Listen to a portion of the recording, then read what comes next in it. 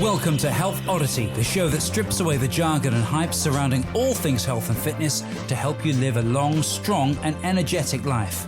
Lining up at the bar this week, here's Peter Lant and James St. Pierre.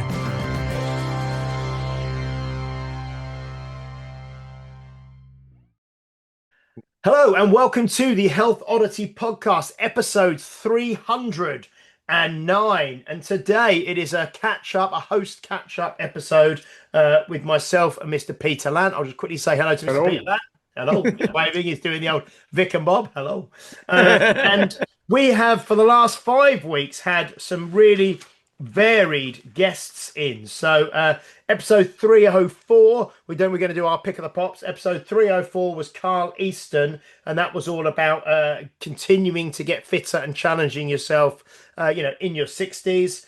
Episode 305 was Thomas Attig talking all about grief. Episode 306 was Dr. Paul Bedford talking about kind of the fitness business and the gym business and retention, but also habits and psychology and stuff like that around training and around fitness. Episode 307 was Hannah Camden, who was incredibly busy. We were talking about FitWorks training, KBX, the 24-hour charity Find Your Fit as well. And then last week, episode 308 was with Jay Nelson from New York by way of Trinidad, all about what happens after weight loss. And we talked a lot about kind of GLP-1 medication, and the way that he trains people and the kind of protocols and advice he was giving around those kind of weight loss medications at the moment. And today, as I said, it's the two of us kind of going over some bits, having a little catch up because we haven't had the opportunity for the last 5 weeks. And I am actually going to be seeing Pete in person in about 48 hours, almost exactly 48 hours, I think. Because we are both going to be at the Strongman Classic, the Giants live show at the Royal Albert Hall in London. Are you looking forward to that, Pete? Yes, I am. It'd be great. I love it. Last year was my first one, and it's just great. So yeah, Ben will be there as well, probably. Haven't you been the last couple of years to the Royal Albert Hall? No, the Royal Albert. I've been to the Britain's Strongest Man a load, but then that was my first time going to that one. Yeah. But Ben Bradbury will probably be there when he goes every year, I think. Ben will possibly be there. Yeah, a few of the members from the gym will be there as well. And no, it's going to be really good. And I think I said to you earlier, they just today, about a few hours before we're recording the podcast, they released the tickets for 2027 as well. So it's I'll be telling Sean about that. Yeah, so that's on. I think it's July the 10th, 2027. So I went on and booked tickets for that today, which is really. I saw a thing today as well. You know that thing on Facebook, the World's Strongest Man. There's somebody who puts it all together in one place. There's like a Facebook page for it. Oh, is it? It's not the World's Strongest Fan, is it? Yeah, that one. Yeah, and it's like, the American coverage of the World's Strongest Man's getting shown this week. And It's got a picture of the winner holding the thing in the second place and third place. It's like, no spoilers. Yes, well, we obviously have to wait till Christmas, don't we, to watch it on TV over here. But no, it's going to be really, really good. And I've got Steph's dad to print off a few A4 color photos that I'm going to try and get signed, so I can put them on the wall at the gym from people I've not got autographs from yet and stuff. So no, it's going to be great. Really looking forward to it. It's going to be fantastic. I think Loz and Liz will be there.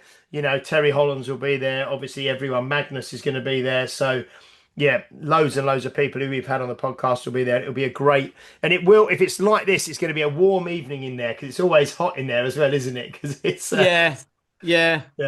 An old building with which is very, very warm, but it's spectacular. So that's great. An old building with lots of fireworks going off and stuff like that. Indoors, like big plumes of like flames and stuff like that. Yeah, yes. Yes, indeed. So, since we obviously we've had a few things go on and a few things that are continuing to go on. But because we've had guests, we haven't we haven't chatted or talked about them. Yeah, sort of a couple of well, week and a half ago now, I had the Colchester Strongest Comp, which you mentioned, which I'd been training for, which was, again, it was a day. It was probably similar to this. It was like high 20s, I would say. The temperature was all day, and it was almost like a school sports day. You know, it was on a playing field in the sun, and we just took some camping chairs and but we got there at 8:15 in the morning, and we didn't leave till 5:15 in the evening, and it was a long old day because you literally, and you do 5 events, and each event lasts about a minute.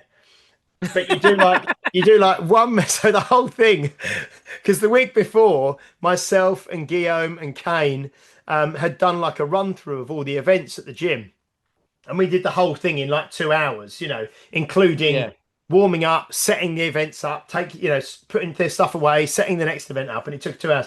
So we were there, and literally it was like you did a minute's work, and then you just had to hang around for like an hour and a half. Yeah. And then you did another minute, and then hung around for an hour and a half. But when in that heat, it's really, just draining as well. Yeah.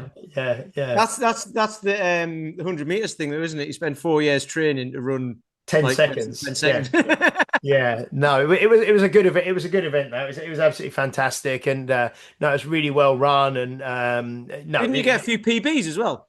I did, yeah. There was 5 events. I mucked up the first event, which was, well, I mucked it up. The overhead, the log press, which I'd got, I think in practice, in training, I'd got 4 reps, which was as good as I'd done. And on the day, I only got 2 because I'd kind of cleaned the log up and it was on my chest.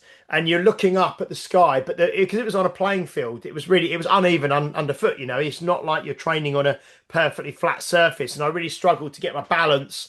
And so one time I had the log on my chest for probably 10 seconds and didn't press it and had to put it down, and then that's tiring, and then you have to clean it up again, and I got it. But that was the worst event, which was the first one, obviously, and also I was quite nervous on that event because I knew it was my weakest event out of all 5, and it was first, so a bit of nerves as well. Good to get it out of the way then. Yeah, so that one wasn't great, but all the others, so the next 4 events, I kind of got personal bests on. So there was a deadlift, then there was a yoke kind of carry, then there was a suitcase carry, which was quite good, which is like a one-arm farmer's walk, 20 meters in one direction, put it down, turn around, pick it up in the other hand, 20 meters back.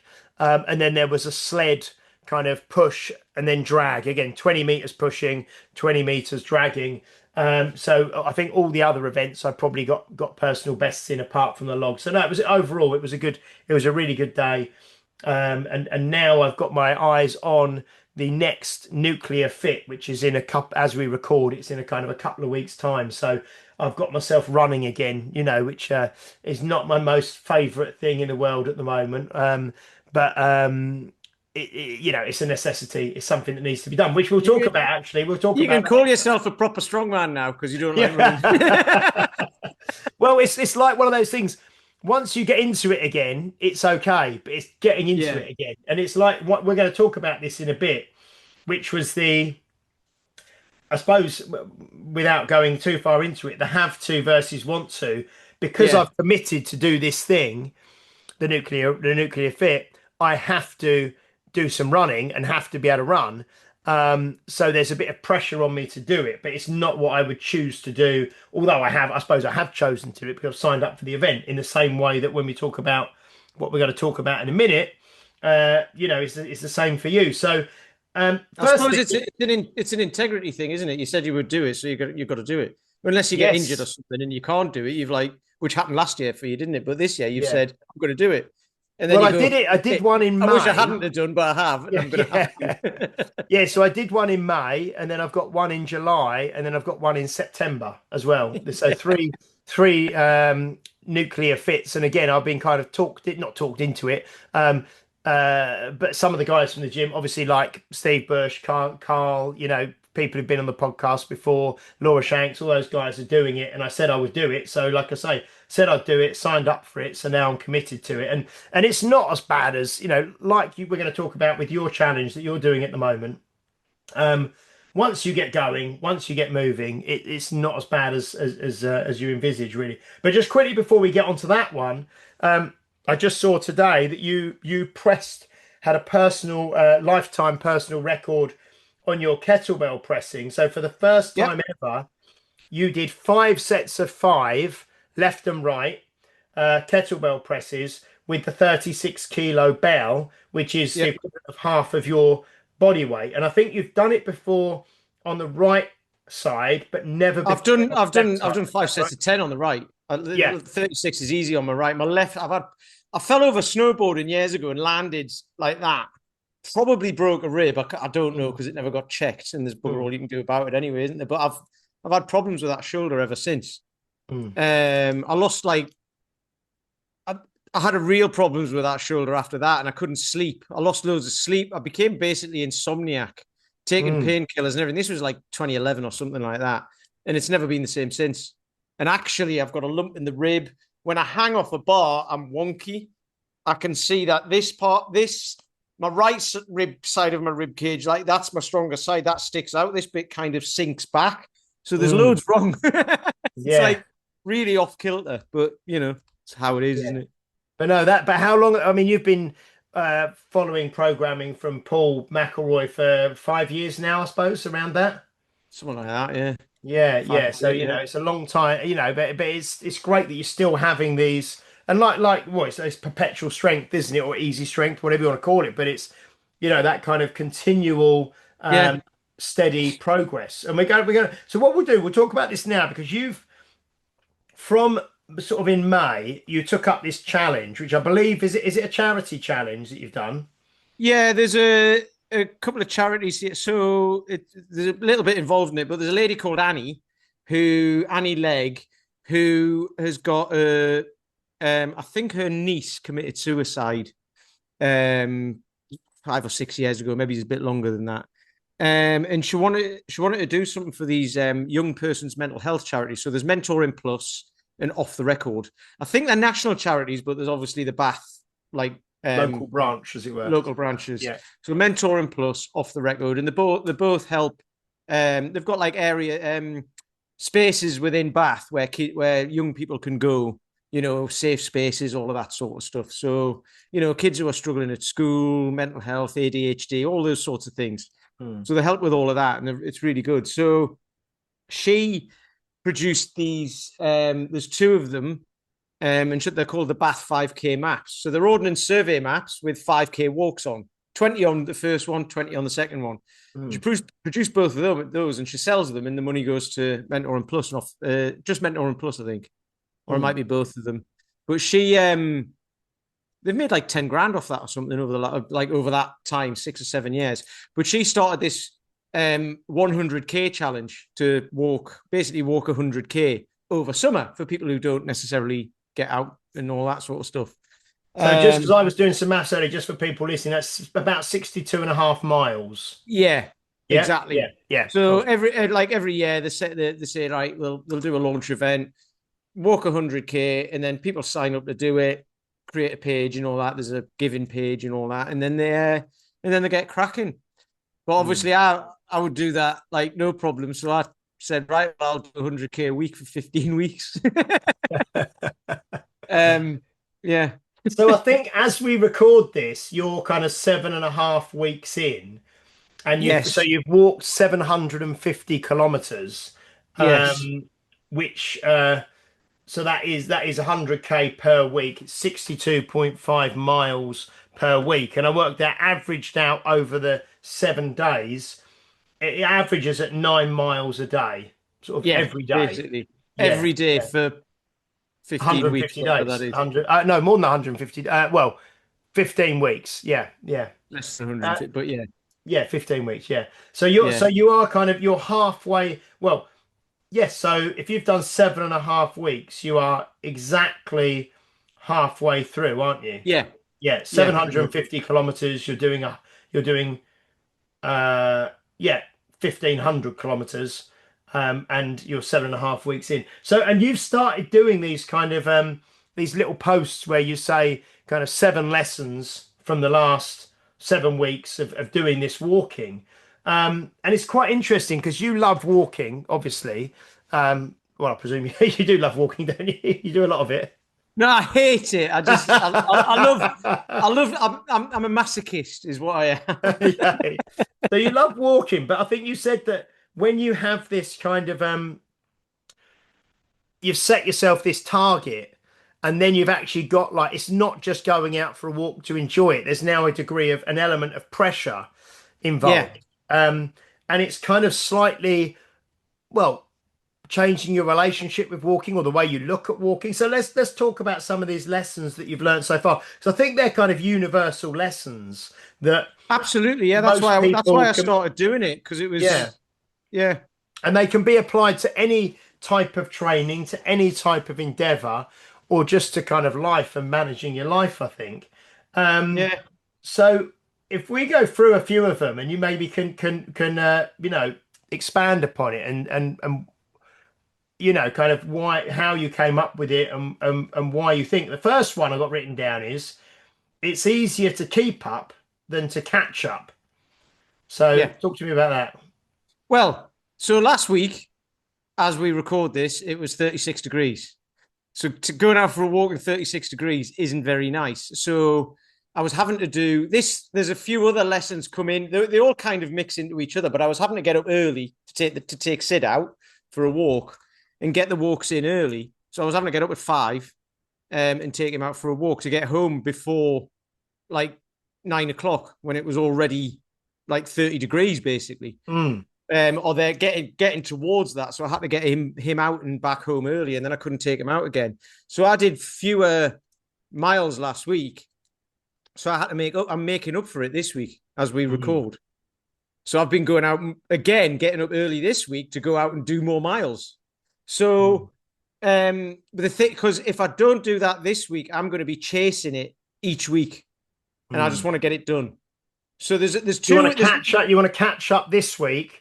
Yeah. On what you missed last week. So when it comes to like next Monday, you are fully caught up and you just need to go back to a standard week. Okay. And the reason why I'm doing that is because it'll probably get hot again, and I'm going away on holiday, and I will be walking, but we'll be walking mountains, so we'll not be doing as many miles. And it's all based off. It's not based off steps or anything. It's off what goes on Strava for me. That's what I've said I'm going to base it on. So I'll probably do fewer miles while I'm away for 2 weeks as well. So I'll have to catch that back up when I get back off that. So I don't want to be adding that to this as well, because otherwise I'll be a week or two behind, and I don't want that to happen. So there's two ways of looking at that. You can either, so for me, I'll just catch it up this week because I've been able to, because it's holidays, the people who are trained, a lot of them are away and stuff like that. So I've actually got a load of time. So I thought, well, I might as well.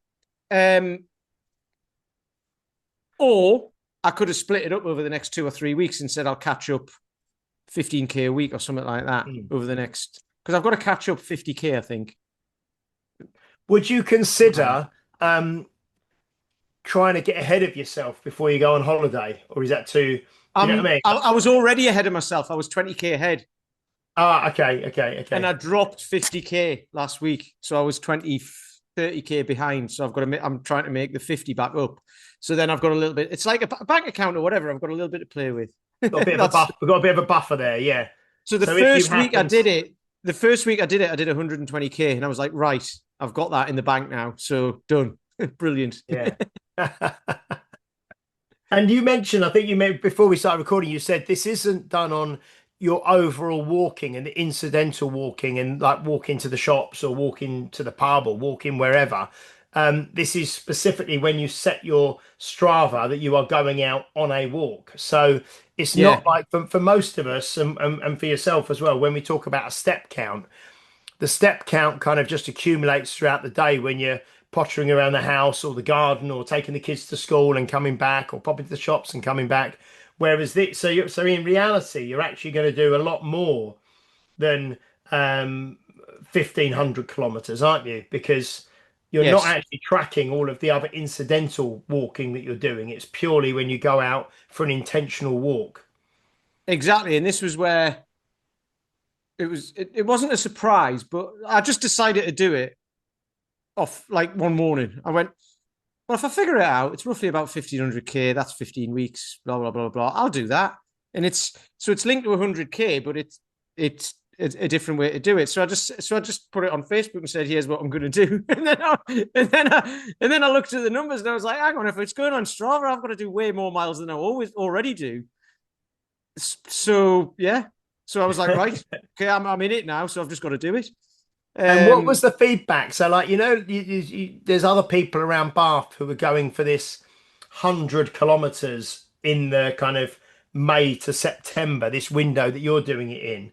And what do many people know that you're going to go for that 100 kilometers every week for 15 weeks? And if so, what's the feedback been, or what's the comments been that you get? It's funny because a few people do, and it's kind of like, it's a challenge. But a few people are like, well, you do loads anyway, so it's probably okay. And I'm like, that's what I thought. And it's actually been a surprise because it's not, I don't do that much. I do a lot, but I don't do that much. Because like you say, it's a step up for you, it's not. It is. Yeah, so it's extra miles, but, that's why I've done the lessons, because it's a learning process. So I've learned to keep my mouth shut, number one.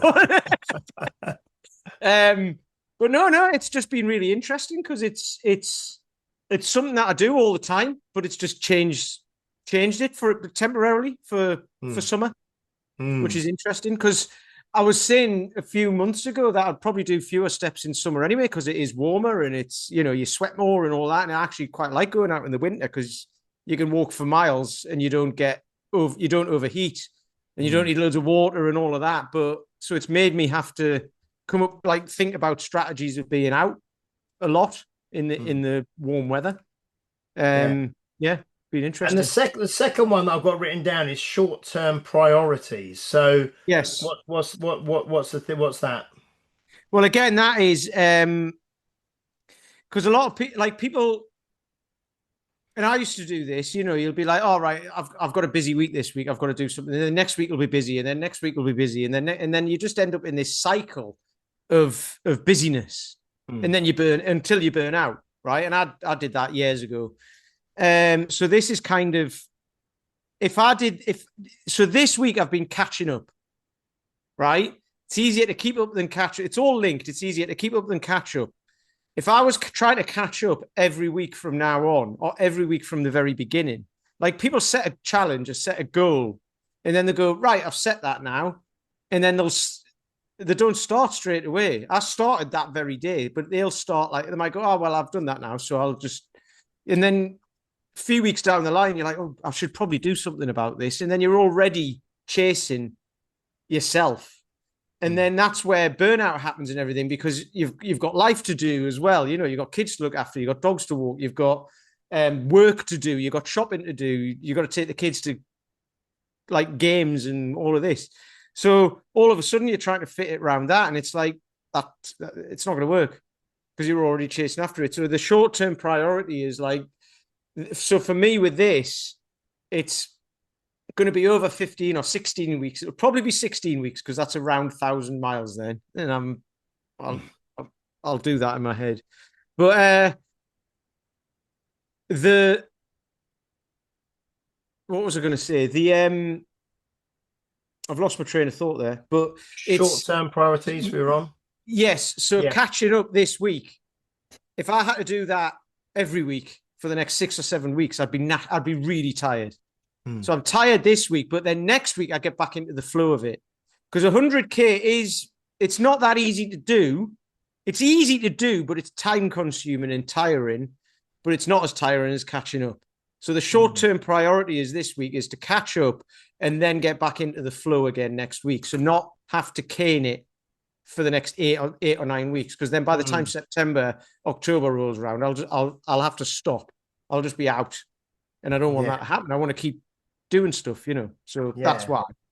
So the next one I thought was quite interesting because I think it's how people maybe feel about going to the gym, or any kind of people who are trying to do some exercise or trying to change their life. And I've just written down, have to versus want to changes your relationship with the thing, in your case the walking, and how that added pressure of, like you said, because you've made a public, we spoke about this before, you've made a public commitment that you're going to do this.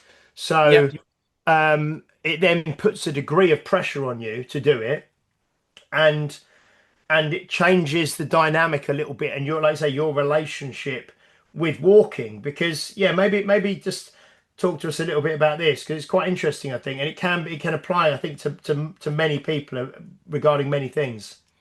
Yeah, I'm having to fight. So I enjoy it. You know, if it's chucking it down outside and all that particular day when I'm not doing all this thing, I might like look at Sid and just go, do you know what? We'll just watch a film. We'll not go for a walk today because we don't have to go every day. You know.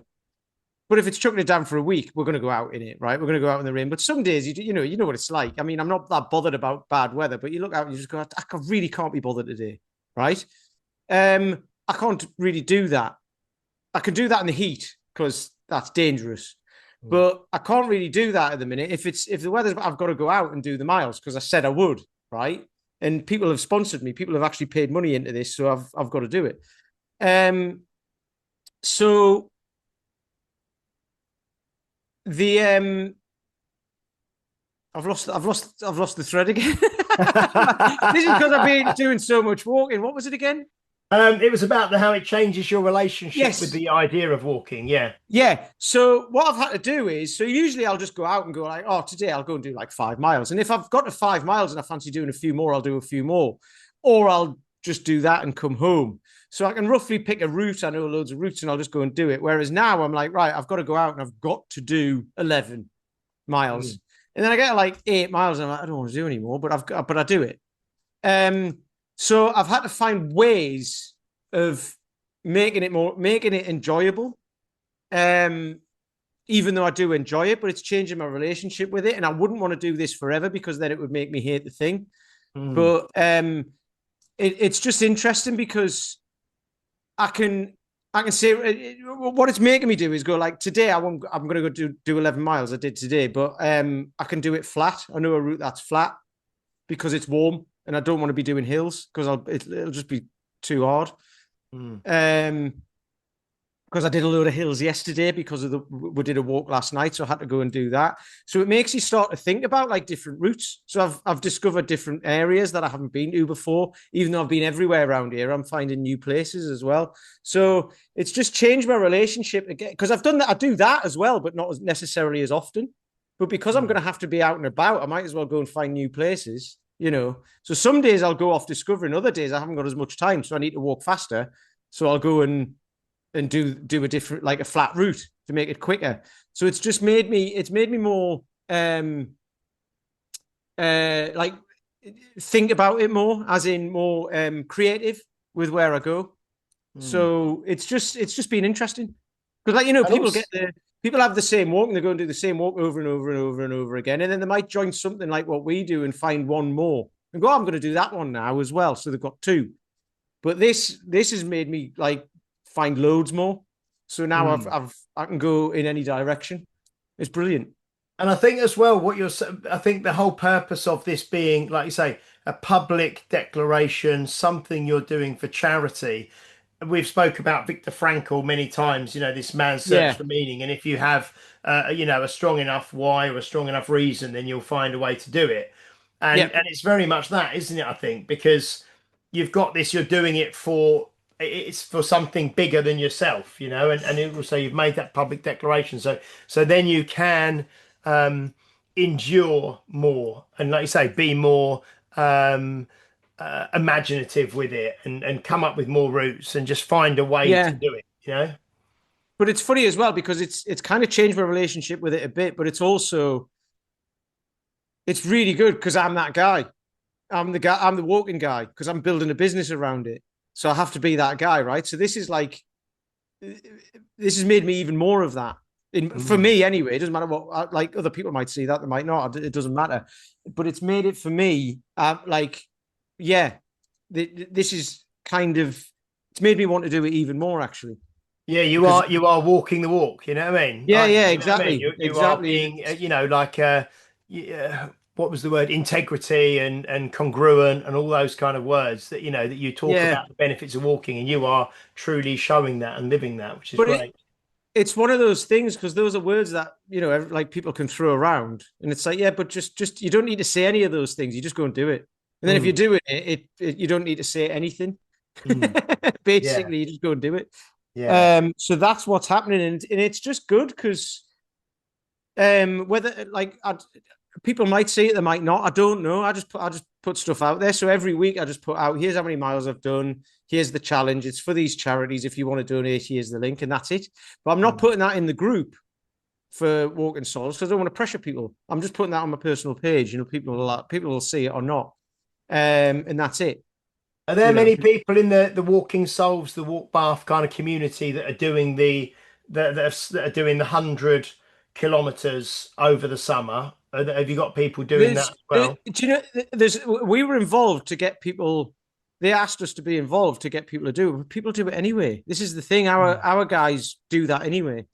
So there's not as many as you would think, because they come out with us a couple of times a week. So it's not really a challenge for them. So for them to ask people to sponsor them to do 100K in the next 3 months, they're going to do that anyway. Yeah. Yeah, exactly. Yeah. So it's kind of, you know, but it's not necessarily for them as well. Anyway, it's for people who don't necessarily get out, you know, because like I say, the young person's mental health charity. So it'll be it's kind of to encourage, I think, more parents to take kids out and go for a walk and stuff, you know, and kids aren't going to want to do 20 miles.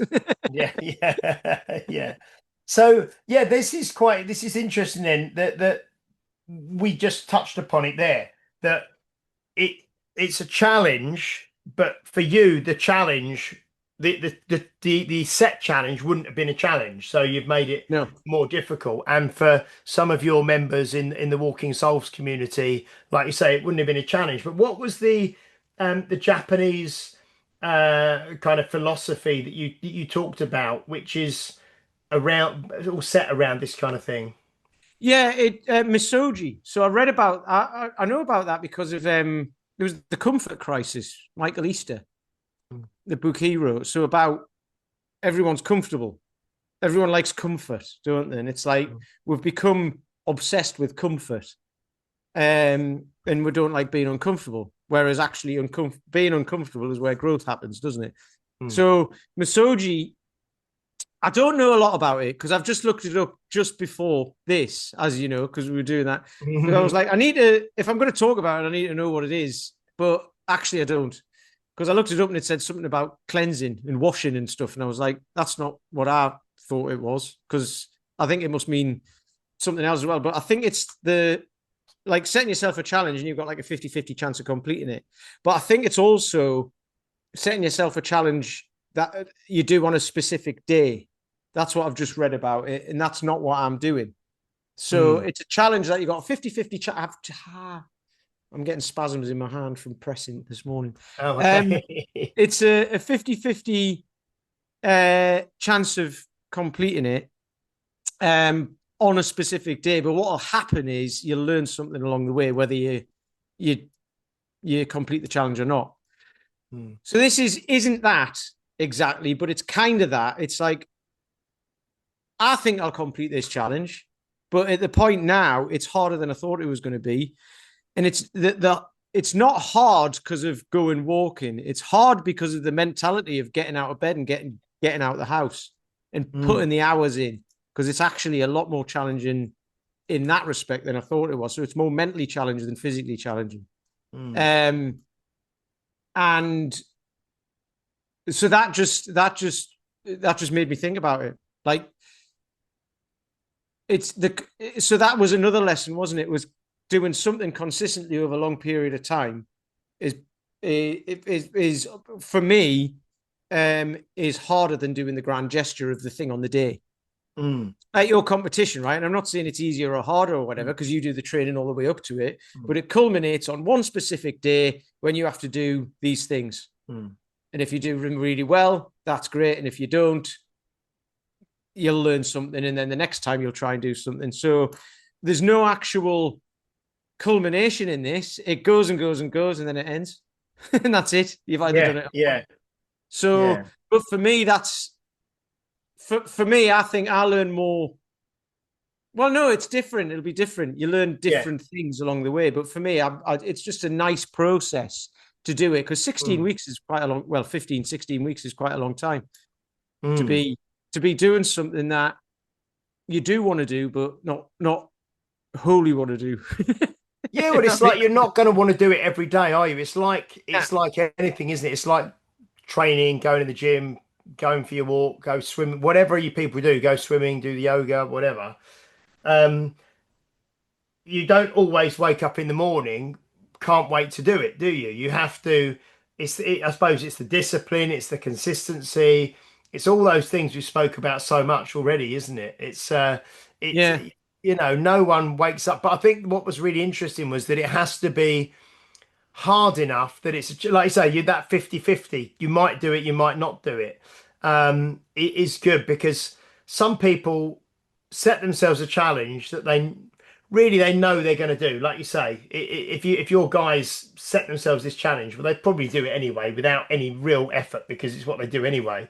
Yeah. Or people very often go the other way, and they go from being a total couch potato to say, right, in 3 months, I'm going to run a marathon in sub 4 hours or something. And they set themselves a really difficult challenge, which Yeah. then becomes demotivating when they don't achieve it. So I think actually it's really nice to try and find something. And the message is to try and find something that is a stretch, but is achievable, you know. There's something I heard a while ago, and it's because you said like people will do the couch potato marathon or whatever. Mm. That's very common. But what's also common is what you just said. People choose easy hard. Mm. So I'm going to do something hard, but they choose something that they know that they can do anyway, and they'll just say, but it's hard for someone else, and it's like, yeah, but for you, it's the easy option.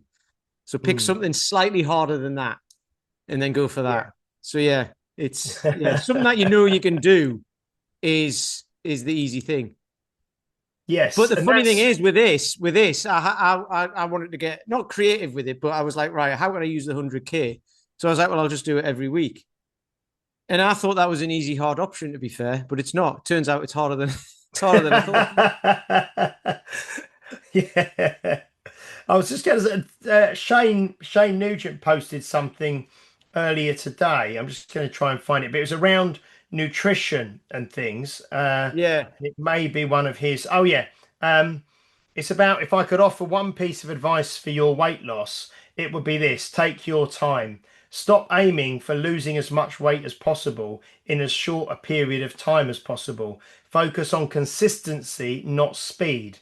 Aim for results for the next 10 years plus, not the next 10 weeks. Could the quick fix after quick fix cycle be the real reason for your failure to date? Worth a thought. And that's kind of interesting because it's exciting for people, like you say, to go for the heroic short-term effort, isn't it? Like, right, lose as much weight as you can in the next 4 weeks or the next 6 weeks or the next 10 weeks, But actually, if you're going to say, well, actually, I'm going to be consistent for the next 10 years, that's not so exciting. And it takes a lot more discipline. You know what I mean? It's a different mindset. It's like the walking mindset that you've got at the moment. There's not like a yeah. short-term payoff, it's just doing it consistently, isn't it? It's more scary though as well, isn't it? Because it's a huge investment. If you say I'm going to do something for 10 years, Mm. it's like you need to be on a different level of mindset for that, of being able to do that, don't you? Because Yeah. I'm going to dedicate the next 10 years to this thing. We That's have not to have easy. that long-term mindset, don't you? Yeah. Which you spoke about a lot before, which when we talk about it, we say, right, we're going to be training for the next 50 years, hopefully. And Yeah. once when you expand, when you have that kind of mindset, what you do in the workout today is less important, isn't it? Well, this is the thing. It kind of, how would you describe it? Yeah. You can say you're going to do something like that, and then you just forget about it because it's going to be something that you do anyway. You just do it. It's like the character. You become that character, don't you? Of that person. I mean, there's all sorts of things, isn't there? They talk about the Dilts model with this and all of that, don't they? You pick a character and then you say, right, what would this character do? And you do that. But you don't instantly become that character. You have to put the miles in. You have to put the effort in. But But at the start, it's like everything else. At the start, it's kind of you have to have a procedure, a process. You get up in the morning, you're like, right, what's my thing? What's my 2 things that I'm going to do in the morning? Like simple things like drink a glass of water or whatever and do some stretches. That can be a thing, right? Or take me creatine or have a cold shower or whatever it is. Those things. And then once they become, it's like the habit, it all goes together with everything, doesn't it? Like the habit stack and all of this stuff is part of the same thing, the James Clear, the habit stacking stuff. It's like you get up in the morning, you do those things. And then when they become things that you just naturally, you get out of bed and don't even think about it. That's part of your character of the person you want to become now. Well, you are the walking guy, aren't you? Like you said. Yeah. But that's stage 1, isn't it? And then stage 2 is the next habit and the next habit. And then once they become that thing, you don't even think about necessarily, you think about who you're going to be in 10 years' time, but you don't dwell on that. You just wake up in the morning and go, right, I'm going to be that in 10 years' time. Okay, but today I just need to drink a glass of water or whatever. And then and it takes away the having to think about all of the things that guy does. You think about the first thing that guy does in the first day. What did that guy do 10 years ago on day 1? But it's hard to look, it's easier to look back on that once you've done it, but going ahead is really scary. Because you're like, if you go way ahead and you go, that guy gets up at 5 in the morning, drinks a glass of water, does 100 push-ups, does pull-ups, does this, does that, does like whatever, it's like, it goes to his business that he created 10 years ago and it's making millions and and all of that. And you're like, Jesus Christ, I can't do that. I can just about drink a glass of water here. You know what I mean? So that's the gap, isn't it? And that's the bit that you've got to close. So you make the gap, what you're going to do today or what you're going to do in the next week or even or whatever. So yeah. No, it's great. Really, really good. I mean, it's and they say, don't they, the most powerful 2 words in the English language is I am, so however you identify or your character, like you said, I am the walking guy, and once you, I am the walking guy, but if you said, I am an overweight type 2 diabetic who's depressed and this, that, and the other, you know what I mean? It's just, it's the label you give yourself, the character you give yourself, that what you identify as, what you associate with. It comes down to that character again, doesn't it? That long term. Do you know what's funny though? Because you get the thing of that's the easy thing to become, right? The overweight, out of shape, whatever. Doesn't do anything, doesn't do any exercise. That's easy because you just do now and eat loads. That would be really hard for me. It would probably be hard for you because we're not that. I was close to it years ago, and actually, it would probably that would have been really easy for me to get into. But then I changed who I wanted to be, and then did the things slowly over time. And I think you did the same as well because you were quite a big fellow, weren't you? Yeah, but that was more through like eating intentionally to get big for other stuff I was doing. Do you know what I mean? So yeah. But I mean, I was still training hard in the gym and playing rugby and all that stuff. But I was trying to just put loads of size on, So I was eating whole chickens and drinking, liters of chocolate milk and all that sort of stuff, I can just imagine sitting there, this big blob like that. Which like, was hard. What are you doing, James? If you're in the fitness industry, it's like, I'm putting size on. Yeah. But it was hard, that was an effort. That was an effort back in the day. I remember I told you, I spoke about it before on the podcast when I was at university and I was very slim playing rugby. And the South African trainer said, just before you go to bed, get yourself a massive jacket potato, whole tin of beans, loads of cheese on top, eat it in bed, and then don't even wash it up. Just put it by your bed and just go to sleep. So you just take in like... How do you sleep after that? Well, I know, but he's literally used to say he was a proper old school, like South African kind of guy. And he was like, you literally, his name was, I think his name was Blake. Yeah. And he used to just say, right, just eat, literally sit up in bed, eat it on a tray, and then just put the tray by your bed and just turn the light off and just go to bed. So you've just consumed like 2,000 calories and then you go to sleep on it. And then, no, that's not the problem. It's because you've consumed it after 8 p.m. You see, there's a golden rule, isn't there? but that was the desired effect to put weight on. That was he was saying that is what to put weight on. That is what you need to do. But that was going. This is going back. God, it's going back nearly 30 years now, probably 28 years, something like that. So yeah, it's a long thing. Changed a bit since then. Proper old school, yeah. Anyway, but no, like I say, that like for me, going back towards that, I wasn't exactly that, but going towards that now would be hard. And the funny thing is, it doesn't mean like getting up early like to do things that you don't necessarily want to do is any easier. It's just, it makes that the thing. That's the thing that you want to do more than the other thing. It's weird how there's so many ways of explaining this, but like obviously you can be explaining it from one side to people on the other side, and if you're that person on the other side, you kind of like, I get that, but I'm nowhere near that.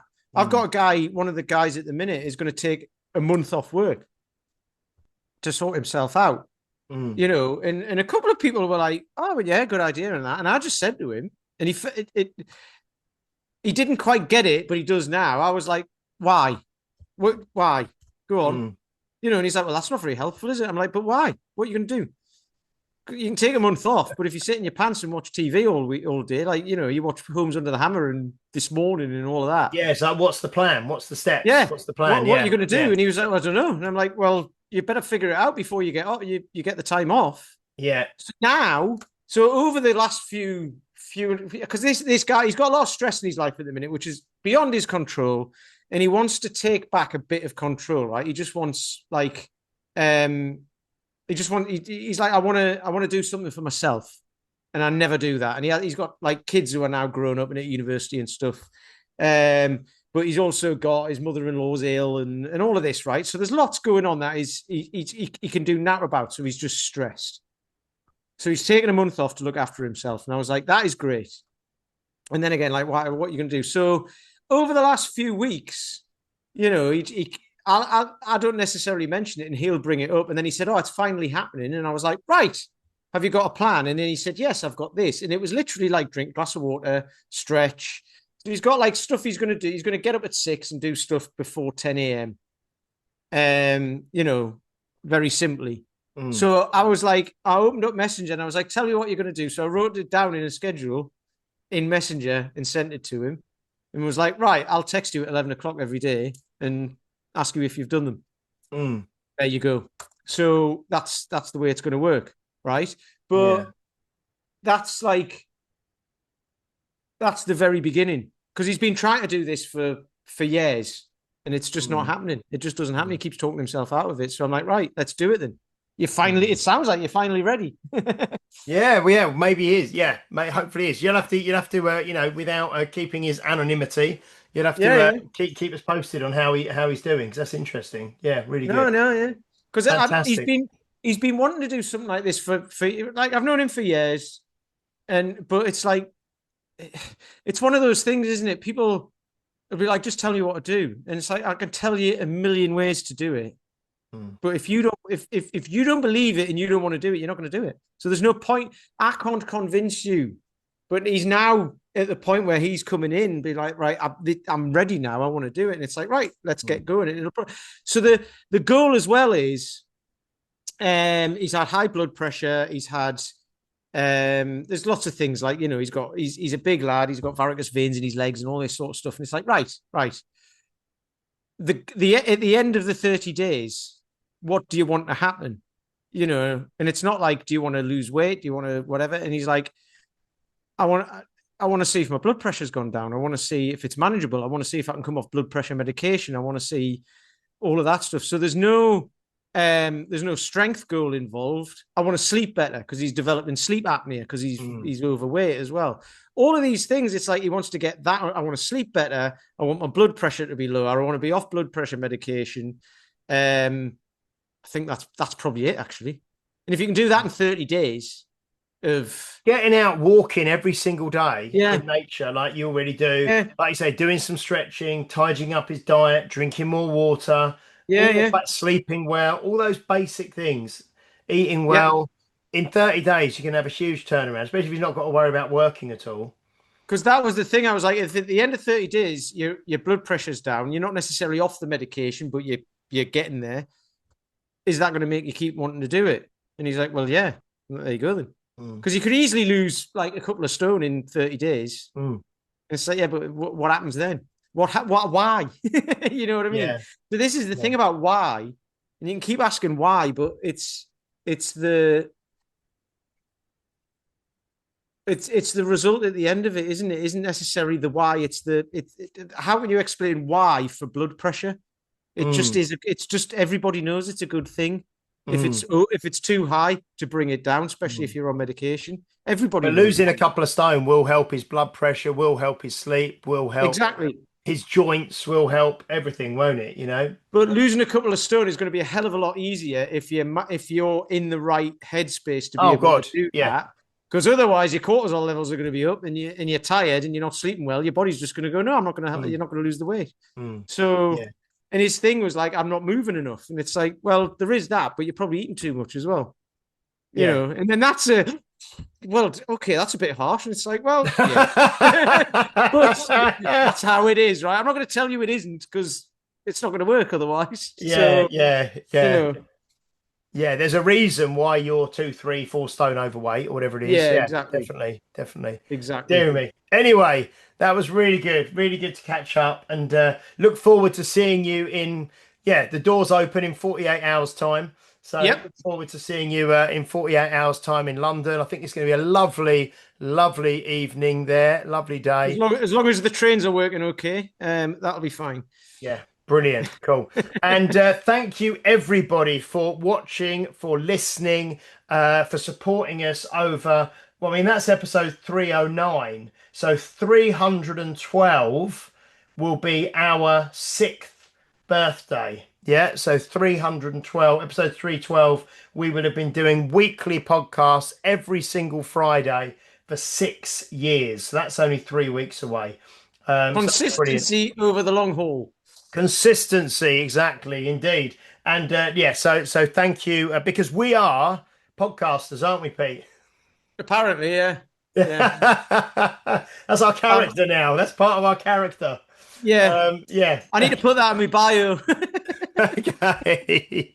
And we will see you next week, guys, for episode 310. Please do leave us some reviews on Apple Podcasts if you can.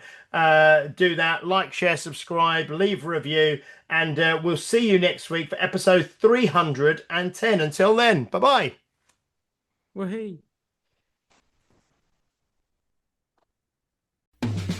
You've been listening to Health Odyssey with Peter Lant and James St. Pierre. To get your regular fix of hype-free health, you can subscribe and leave a review wherever you get your favorite podcasts. You can find out more on today's and other topics at healthodyssey.com or find us on Facebook or Instagram by searching for Health Odyssey.